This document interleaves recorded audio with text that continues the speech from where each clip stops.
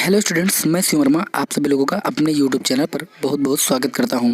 आप सभी लोगों को मैं अपने इस यूट्यूब चैनल के माध्यम से कक्षा 10 के भौतिक विज्ञान के कुछ महत्वपूर्ण प्रश्नों की श्रृंखला लेकर आ रहा हूं, जो आपके लिए बिल्कुल स्पेशल है।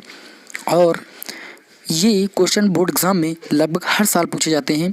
तो इन क्वेश्चनों को मैं बहुत ही अच्छे ढंग से आपको बताने का प्रयास करूंगा और आप भी बहुत ही अच्छे ढंग से इन प्रश्नों को समझने का प्रयास करना, क्योंकि ये क्वेश्चन बोर्ड एग्जाम में लगभग हर साल पूछे जाते हैं। लेकिन अब तक अगर आपने मेरे वीडियो को लाइक नहीं किया है तो प्लीज़ वीडियो को लाइक कर दें, चैनल को सब्सक्राइब कर दें, जिससे हमारे आगे के आने वाले वीडियो आप तक पहुँच जाएँ। तो सर्वप्रथम हम स्टार्ट करते हैं कि फ्लेमिंग के बाएँ हाथ का नियम क्या होता है। आप चित्र को ध्यान से देखिए और चित्र के अकॉर्डिंग अपने हाथ को बनाने का प्रयास कीजिए। चित्र में आप देख रहे हो कि बाएं हाथ का अंगूठा, तर्जनी उंगली और मध्यमा उंगली इस प्रकार हैं कि तीनों एक दूसरे के लंबवत हैं। तो फ्लेमिंग के बाएं हाथ के नियमानुसार जो तर्जनी उंगली है वो चुंबकीय क्षेत्र की दिशा को यदि प्रदर्शित कर रही है और मध्यमा उंगली विद्युत धारा की दिशा को प्रदर्शित कर रही है, तो अंगूठा चालक पर लगने वाले बल की दिशा को प्रदर्शित करेगा। और जो ये नियम होता है ये फ्लेमिंग के बाएं हाथ का नियम होता है। और फ्लेमिंग के बाएं हाथ का नियम धारावाही चालक पर लगने वाले बल की दिशा को ज्ञात करने के लिए उपयोग किया जाता है। तो आप लोगों को फ्लेमिंग के बाएं हाथ का नियम समझ में आ गया होगा। क्या होता है एक बार अगेन जान लेते हैं। फ्लेमिंग के बाएं हाथ के नियमानुसार अपने बाएं हाथ के अंगूठा और तर्जनी उंगली और मध्यमा उंगली को इस प्रकार फैलाते हैं कि तीनों एक दूसरे के लंबवत रहें।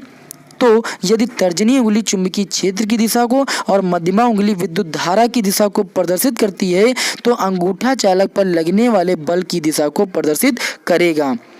और जो ये नियम होता है ये हमारा नियम फ्लेमिंग के बाएं हाथ का नियम होता है। अब चलते हैं अपने फ्लेमिंग के दाएं हाथ के नियम पर। फ्लेमिंग के दाएं हाथ के नियम अनुसार क्या उन्होंने बताया, तो उन्होंने बताया कि यदि हम अपने दाएं हाथ के अंगूठे तथा उसके पास की दोनों उंगलियों को इस प्रकार फैलाएं कि अंगूठा यदि चालक की गति को प्रदर्शित करता है और तर्जनी उंगली चुंबकीय बल रेखाओं की दिशा को प्रदर्शित करता है, तो जो मध्यमा उंगली है वह उस चालक में होने वाली प्रेरित धारा की दिशा को प्रदर्शित करेगी। और जो ये नियम होता है फ्लेमिंग के दाएं हाथ का नियम।